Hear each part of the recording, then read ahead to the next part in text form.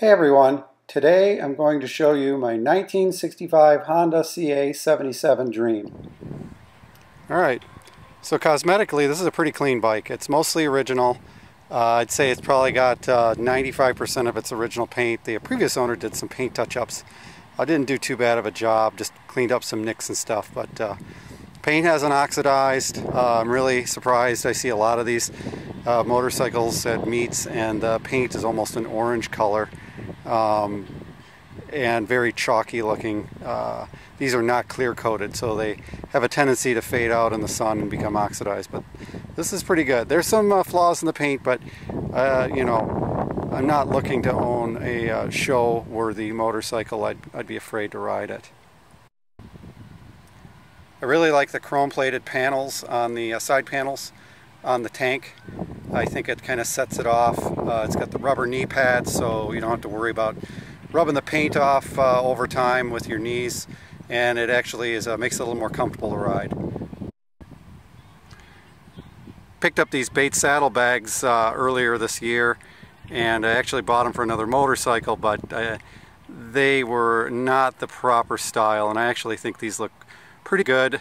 Proportionally speaking, I think that they fit the motorcycle. They might be a little big, but I'm actually able to go to the grocery store and get quite a few groceries in both saddlebags. So it's kind of nice to be able to use a motorcycle other than just cruising around. So here's the back end of the motorcycle. I think it looks pretty good with the saddlebags. It beefs up the motorcycle a little bit. One of my concerns about riding a bike this small is being noticed in traffic, and I feel like this is a little bit more visible with these bulkier saddlebags. You'll also notice that I put this Nova Scotia plate on. I picked this up in New Hampshire last week. The bike is a 65, the plate is a 65.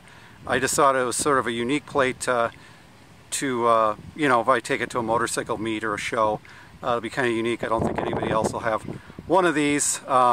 Currently waiting for my classic motorcycle plate from the state of Minnesota, and they give you a temporary paper one which you're supposed to keep with you, and they said they don't really care what you stick on there in the meantime if you wanted to put a plate on there. So I have this on here, but I do have a Minnesota plate, 65. I'm going to try to get that registered with the state, so you know, I think it'll be a little bit more unique to have that on than just the classic motorcycle plate. The tailpipes on this motorcycle are in really good condition. These are stainless, but apparently they are very, very hard to come by. And if you do run across a pair, they're extremely expensive. Usually what people do is just put some sort of aftermarket on there. They look good, but nothing better than having the original. So I really want to make sure I take care of this bike and not damage these. And since they're stainless, I'm kind of hopeful that I won't have any sort of corrosion or rust issues with them, but you know, I don't plan on putting 1,000,000 miles on this thing. So, well, this is definitely one of the most distinctive features of the Honda Dream, and that's the square headlight. Personally, I think it's kind of ugly. It's kind of growing on me. I do prefer the round headlights. I think they're a little more classic.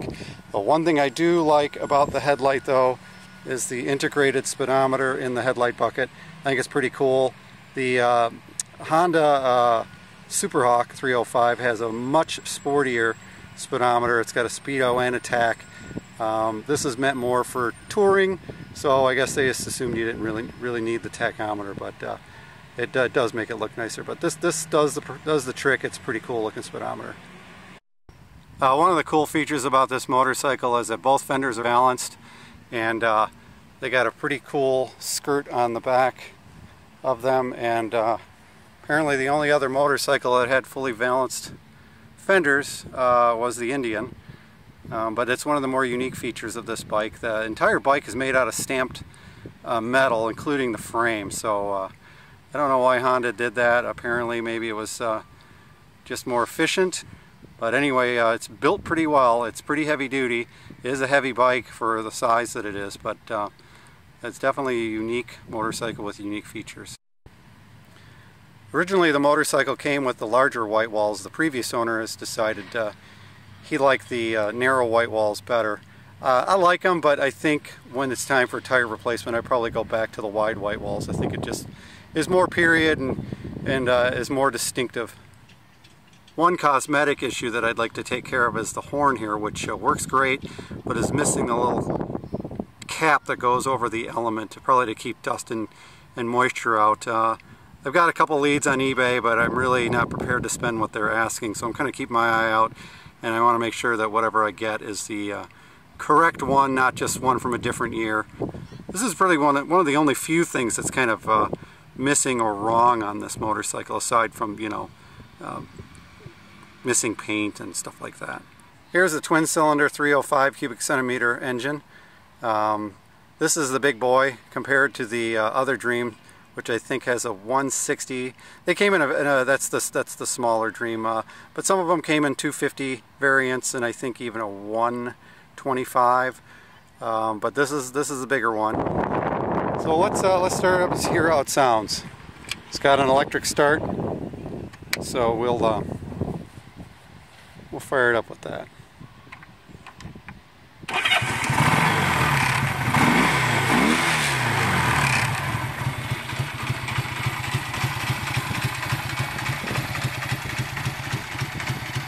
I might have this idle too low. I kind of don't like it idling too high. I try to hit it around 1,000 RPM. So, but once it warms up a little bit more, she'll idle a little bit faster. But it definitely has more of a unique sound other than the sewing machine that a lot of Hondas do.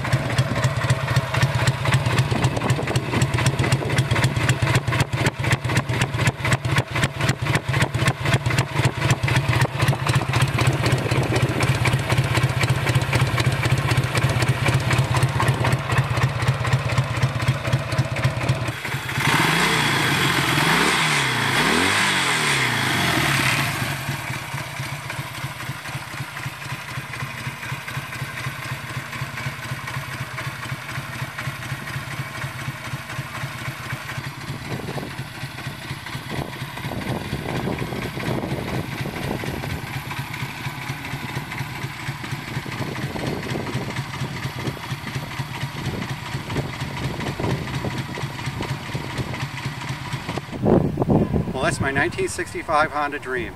It's definitely a blast to ride, and it's a guaranteed attention getter no matter where I take it. Thanks for watching.